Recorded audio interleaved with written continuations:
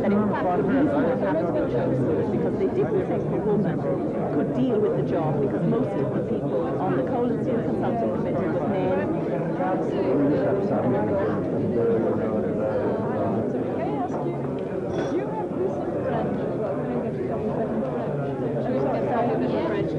Yes, yes, I can. And a copy of this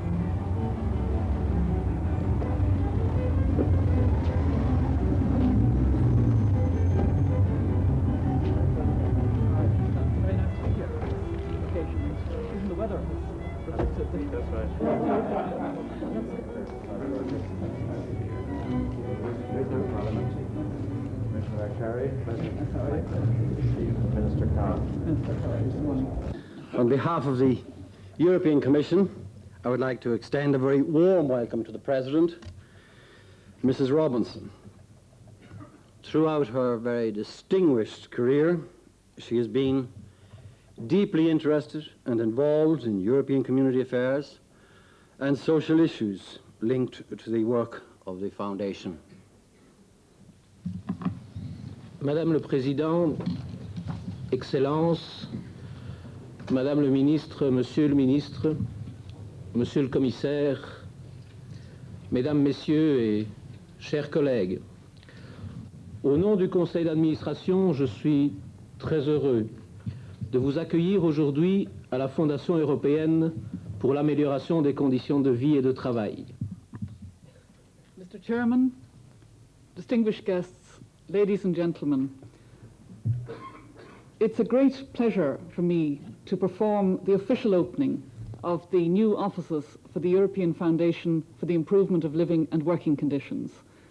When the Foundation was established in 1975, Ireland was proud to be chosen for the location of this prestigious European institution. The increasing need for new strategies to improve living and working conditions is a reflection of the profound changes which are occurring throughout the industrialized world. As we know, advances in new technology, shifts in cultures and values, increased competition, demographic changes, growing pressure for protection and enhancement of the environment. All these and many other factors have an impact on living and working conditions. The achievements of the Foundation, Mr. Chairman, are wide-ranging and impressive, covering such topics as work organizations, working time, health and safety, the environment, quality of life, future technologies, social dialogue, and industrial relations. I'd like to congratulate it on having the foresight to select issues for research that will be preoccupying policymakers until the end of this century and beyond. A good example of this foresight is the range of initiatives taken by the Foundation in the fields of working time and new forms of work. These are key issues throughout the community today and are the subjects of proposals by the Commission for new directives under the Commission's Social Action Programme to implement the Social Charter. I'm particularly interested, Mr. Chairman, in a study currently in progress on the contribution that local community action can make in strengthening economic and social cohesion in urban areas. Voluntary commitment is an inherent aspect of the texture of Irish life. The extent to which such voluntary effort can contribute to improving immeasurably the quality of life, especially for the disadvantaged, has been borne home to me time and time again during the past 20 months in my meetings with diverse groups around this country. The Foundation's current 4-year rolling programme, as you mentioned, is coming to an end this year. A new programme for the years 93 to 96 will build on the Foundation's experience over the past several years and will aim to lead to indications which will be valid for the end of the 20th century.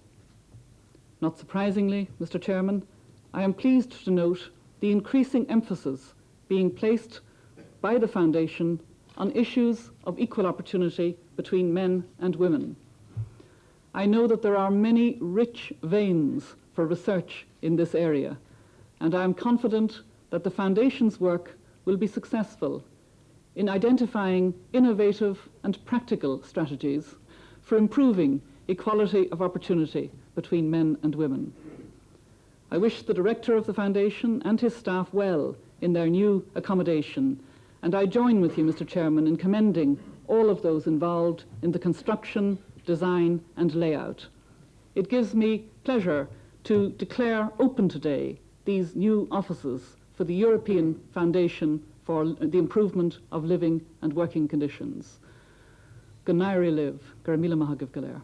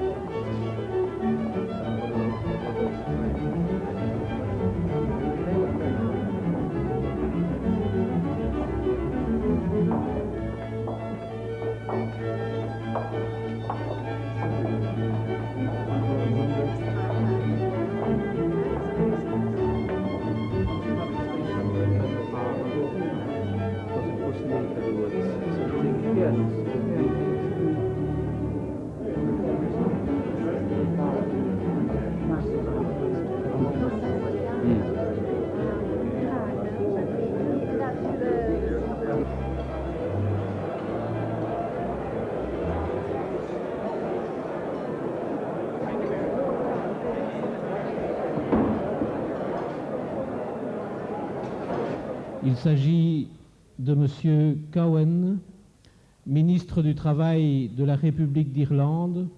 Nous sommes très flattés qu'il ait accepté, d'une part, de nous rendre visite, de participer à cette inauguration, mais surtout également de prendre la parole.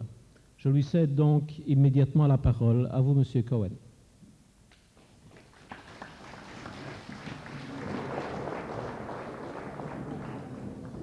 Uachtarán Hílse, Mr. van der Meuren, Dr. Burkus, colleagues and fellow guests.